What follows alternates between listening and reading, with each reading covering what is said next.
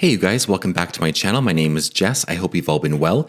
So today's video is one of a few I'm going to be doing on the Roman gods. Now I know many of you think they're the same as the Greek gods, but they actually aren't. So I'm going to be doing a handful of videos just briefly explaining the differences between the two pantheons. So I'm going to start off with a brief introduction on how Rome conquered Greece, how it became influenced by it, and then I'm going to do a handful of videos just on different gods and goddesses that ruled over different areas of the Romans' lives. So agriculture, the city, the state, so on and so forth. Now that that is out of the way, I just want to remind you guys to like the video, subscribe to my channel, and turn on the notification button so you can be notified as soon as I upload any new content.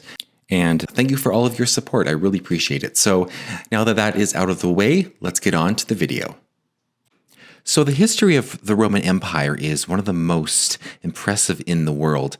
What started out as a village of primitive huts beside the Tiber River sometime in the 8th and 7th centuries BC grew to become a vast and splendid city with mighty and great empire under its control. This empire, which encompassed several million square miles, was the greatest that the Western world had ever seen. According to modern historians, the Roman people had their origins somewhere in and around Central Asia. In prehistoric times, many ancient tribes moved gradually westward into Europe. One group of tribes reached the north of the Italian peninsula sometime before 1000 BCE and moved south to their new homeland, fighting those already in occupation as they went. Among the newcomers was the tribe later called the Latins, who settled in central Italy on the plain of Latium. The Italian peninsula would have been the perfect place to settle in, with its hospitable climate and many areas of rich farming land. Mild winters also allowed the cereal crops to be grown for an early summer harvest, while the gathering of grapes and olives was possible in the autumn. Plentiful pasture land encouraged the raising of livestock. Once the Latins had arrived in their homeland, it seemed that one group settled in the 7 low hills beside the Tiber, the place which later became Rome. The people prospered and slowly grew in strength, gradually conquering neighboring areas until the whole of Italy was under their control. Now, during this period of slow and very painstaking expansion, the Romans came into contact with a large number of other tribes, other people. Among them were the Etruscans, a powerful and civilized race who occupied a large part of northern Italy between the 8th and 5th centuries BCE. Another group which had moved in and occupied considerable areas of the peninsula, this time in the south, were the Greeks. The influence of both the Etruscans and the Greeks on the Latin tribes, and particularly on the early Romans, was enormous. It seems that Rome was under direct Etruscan rule for much of the 6th century, the period when the Tarquins were kings. During that time, Rome was transformed from a cluster of village settlements into a substantial city. The circular huts were replaced by Etruscan-style rectangular houses and temples built on strong stone foundations. As Etruscan power waned, the Romans decided to become independent. They expelled the king Tarquinius Superbus and established the Republic, the means by which Rome and her territories were governed for the next 500 years. When Rome challenged the power of the Greek settlements in southern Italy, it became involved in a serious and costly war. The Romans were at last victorious, but their control of the whole of Italy brought them into conflict with another major power, Carthage. More wars followed, and Rome eventually managed to defeat the Carthaginians, this time to gain control of the western Mediterranean area. Despite the social and political troubles at home, Roman territory did continue to expand right through the Republican times and into the years of the early empire. Now, gradually new areas were added by conquest and treaty until the end of the Emperor Trajan early in the 2nd century AD. The empire stretched from Britain and Germany in the north to Upper Egypt and the Atlas Mountains in the south, and from the Atlantic Ocean in the west to Armenia in the Caspian Sea in the east. Behind the conquering armies went governors, civil servants, engineers, architects, merchants. Every city became like Rome itself. Citizens in Spain and Gaul enjoyed the same privileges and bore the same responsibilities as those in the provinces of North Africa and Syria.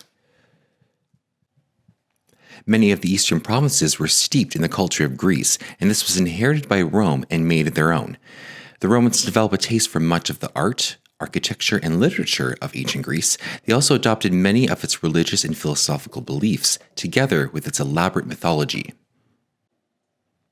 Now, it's important to remember that the Romans were not makers of myth as the Greeks were. They did not think of their gods in human shape, neither did they worship them in the earliest times with the aid of temples and statues. Rather, they believed that objects and events had some kind of supernatural force. Their gods were only given human-like personalities after the Romans had made contact with the nearby Greek colonies and with their neighbors, the Etruscans, who had also been influenced by the Greek ideas. The old beliefs persisted for a very long time, and with them a great deal of magic and superstition. Ritual and ceremony also played a very important part in Roman religion and also in everyday activities.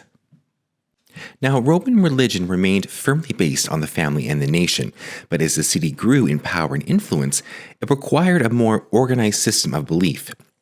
And the Romans adopted the Greek family of gods more or less unchanged, merging their personalities with characteristics of their own native powers and spirits. Stories of these superhuman beings were linked to legends of heroic ancestors, and they came to be considered as truly Roman. The writers Virgil and Ovid knew and loved Italian folklore and legends. They realized that Rome had risen to greatness from humble beginnings, and they believed that they could see a time of further greatness in the future. To celebrate the Roman achievement, they produced a collection of stories written in the Greek manner, but based on Italian themes. Jupiter, a sky god, became associated with Zeus, the king of the Greek gods and ruler of Olympus. These two deities were already quite similar in nature, and the merging of these two actually makes perfect sense. The goddess Venus, originally a goddess of springtime, vineyards, and gardens, became merged with the Greek goddess Aphrodite. So now was Venus not only the goddess of gardens, but also the goddess of love and beauty. Neptune, who was originally a god of rain and spring water, was given the mythology of Poseidon, the Greek god of the sea and earthquakes. Mercury, the god who ruled over the trade of grain, became Hermes, the messenger of the gods and the god of all commerce and trade, as well as dozens of other titles that belonged to Hermes. Mars, who was originally a war and agricultural god, became merged with the hot-headed war god Ares. Mars was given all of Ares' mythology and became the preeminent war god of the Romans, as well as a god who protected the fields. Saturn, an agricultural god, connected with the sowing of the seeds, became Kronos, the Titan father of Zeus, who was sent to Tartarus after being overthrown by his children. According to the Romans, though, after Saturn was defeated, he fled to Italy and at some point was forgiven and ended joining his children in the Roman pantheon. Well, that's the end of this video. I hope you guys liked it. Please remember to like the video, subscribe to my channel, and turn on your notifications so you can be notified as soon as I upload any new content. Like I always say in my videos, you guys, I hope wherever you are in the world, I hope you are happy, I hope you are healthy and safe, and you just take care of yourselves. I'll see you soon. Bye-bye.